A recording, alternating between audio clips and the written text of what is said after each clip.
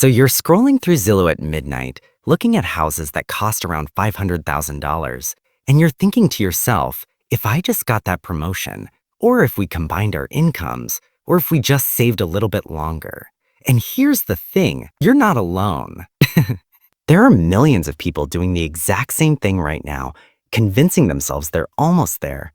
But when you actually run the numbers, most people who think they can afford a $500,000 house can't. Not even close. And today, I'm going to show you the math that the real estate industry really doesn't want you to see. My name is Nick, and I spend way too much time thinking about why people are convinced they can afford homes they absolutely cannot afford. If you're someone who's been pre-approved for a mortgage that makes you nervous, or you're wondering why homeownership feels impossible, even though you make decent money, make sure to hit the subscribe button and give this video a thumbs up if this helps you out. Look, before we dive into the actual numbers, we need to talk about what's happening in the housing market right now. As of early 2026, the median home price in the US is hovering around $420,000 to $440,000, depending on which data you look at. So a $500,000 house? That's not some luxury mansion. In most major cities, that's a 3-bedroom house in a decent school district. In places like Austin, Denver, or anywhere near a major coastal city, $500,000 might get you a starter home that needs work. And here's what most people don't realize.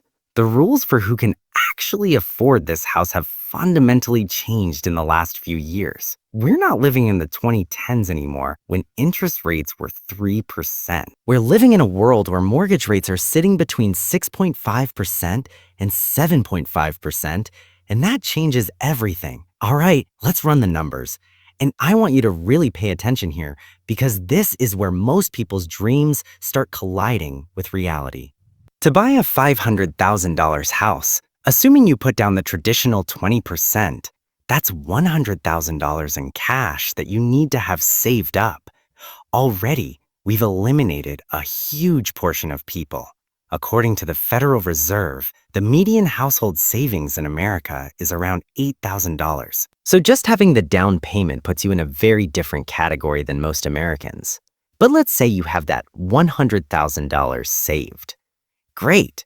Now you're financing $400,000 at a 7% interest rate over 30 years. Your principal and interest payment is approximately $2,660 per month. But we're not done. Not even close. You've got property taxes. Let's say you're in a state with moderate property taxes, around 1.2% annually. That's another $500 per month. Homeowners insurance? In 2026, with climate risks driving up premiums, you're looking at $150 to $250 per month minimum, and way higher if you're in Florida, California, or anywhere with wildfire or hurricane risk. Let's call it $200. Then you've got HOA fees, which maybe half of homes have nowadays. Let's say $150 per month if applicable. And we haven't even talked about maintenance. The standard rule is 1% of your home's value per year, which is about $415 per month that you should be setting aside for when the roof needs replacing or the HVAC dies. Add it all up.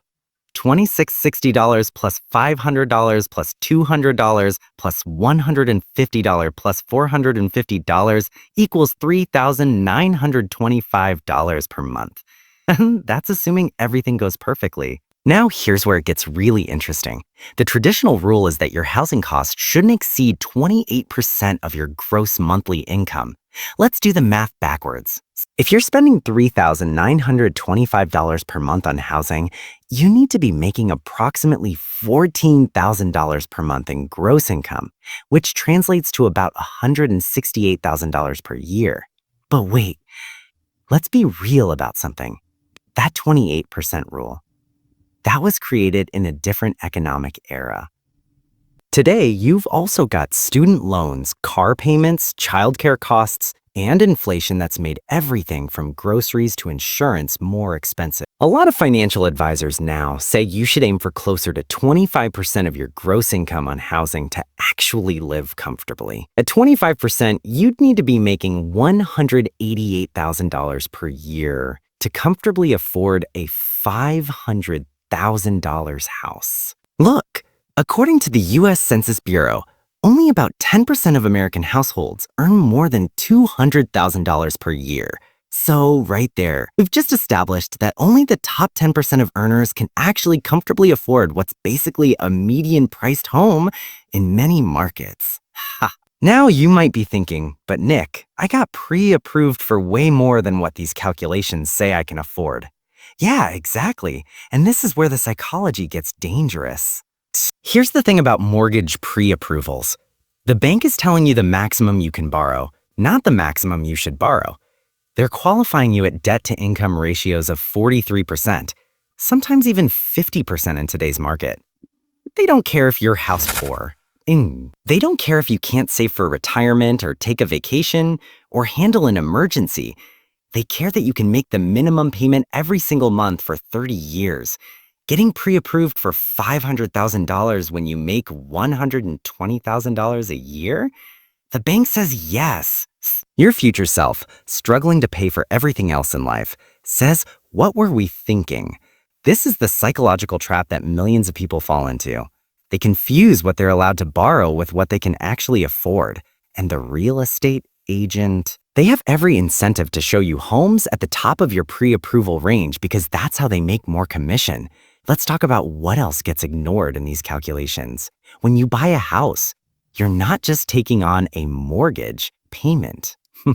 You're taking on an entire lifestyle that costs more money.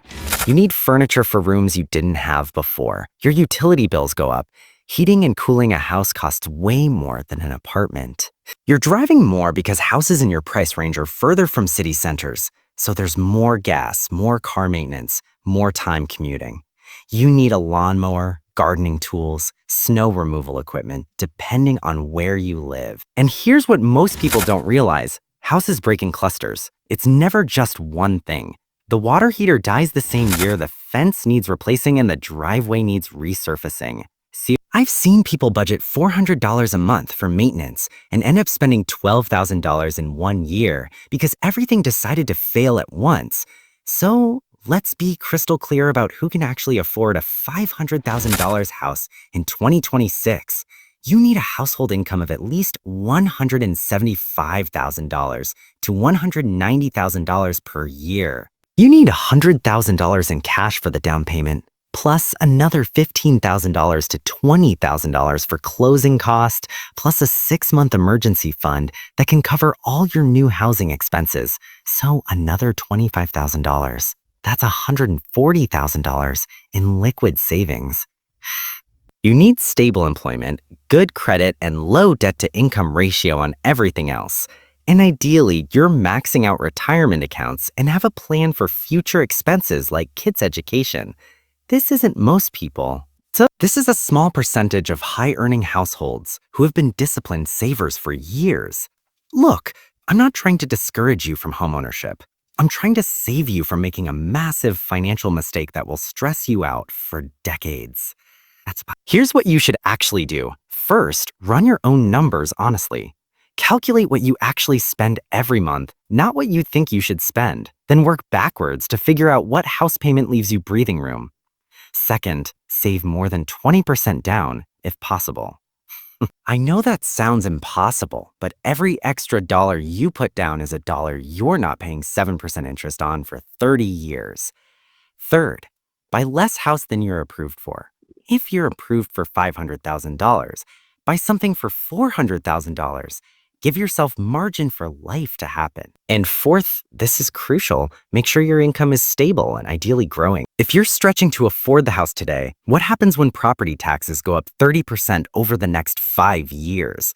What happens when insurance doubles? You need room for housing costs to increase because they will. The brutal truth is that home affordability in 2026 is broken for most people. A $500,000 house requires an income that only 10% of Americans earn in savings that most people take decades to accumulate. But understanding this math is the first step to making better decisions. Don't let a bank, a real estate agent, or social media pressure you into buying something you can't truly afford. Run the real numbers, be honest with yourself, and make a plan based on reality, not optimism. If this video helped you see the math more clearly, smash that like button and subscribe because I make videos like this every single week breaking down the financial decisions that most people get wrong. Drop a comment and let me know.